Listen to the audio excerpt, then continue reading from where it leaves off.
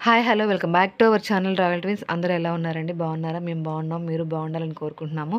ఈరోజు ఏంటంటే నేను పిల్లల కోసం బాదం పౌడర్ అంటే పాలల్లో వేసుకొని తాగటానికి కోసం బాదం బాదం పౌడర్ తయారు చేసుకుంటున్నాను. అంటే పిల్లలు డైరెక్ట్గా తినట్లేదు బాదం పప్పు, దానికోసమని ఒక ప్యాన్ తీసుకొని ఆ ప్యాన్లో బాదం పప్పు వేసుకొని 3 యాలకులు వేసుకున్నాను, డ్రై రోస్ట్ చేసుకున్నాను. సో ఇలా రోస్ట్ అయ్యాక ఒక ప్లేట్లో తీసుకొని పెట్టుకున్నాను. ఇప్పుడు అదే ప్యాన్లో గుప్పెడు అంటే ఒక 20-30 జీడిపప్పువి కూడా వేసుకున్నాను. అవి కూడా డ్రై రోస్ట్ చేసుకున్నాను. కొంచెం వేగాక అవి కూడా తీసి పక్కన పెట్టుకున్నాను. సో ఇప్పుడు గ్యాస్ కట్టేసి ప్యాన్ ఆల్రెడీ వేడిగా ఉంది కాబట్టి ఆ వేడికి నేను వాము వేగిపోతుందని కొంచెం వాము వేసాను. అంటే అరుగుదల కూడా పనిచేస్తుంది కాబట్టి పిల్లలకి కొంచెం ఇబ్బంది లేకుండా ఉంటుందని చెప్పి వాము కూడా వేసానండి. అది మీ ఆప్షనల్ అనమాట. అలాగే ఇవి మనం వేపుకున్న జీడిపప్పు, బాదం పప్పు కొంచెం ఆరాలి.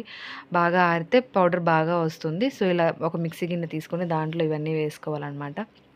నేనేం చేశానంటే కొంచెం నాకు కొద్దిగా వెచ్చగా ఉంది. నేను పిల్లలు అలా పడబోస్తున్నారని చెప్పి వాళ్ళు అక్కడే ఆడుతూ ఉన్నారు. అందుకని ఫాస్ట్‌గా మిక్సీ పట్టేసాను. అదేమంటే నాకు కొంచెం ముద్దగా అనిపించింది.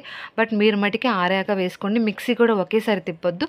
కొంచెం స్టెప్‌గా వేసుకుంటూ వెళ్ళండి. దీంట్లో నేను కొద్దిగా పసుపు కూడా వేశాను కలర్ కోసం. అలాగే మంచి యాంటీబయాటిక్ కాబట్టి పాలల్లో వేసుకుని తాగితే మంచిది కాబట్టి. నేను బెల్లం వాడుతున్నాను.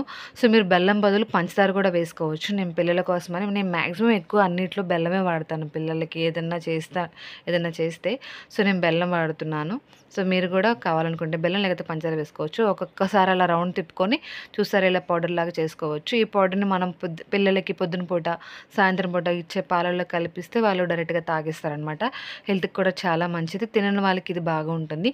వీడియో నచ్చితే లైక్ చేయండి, షేర్ చేయండి. Thank you friends.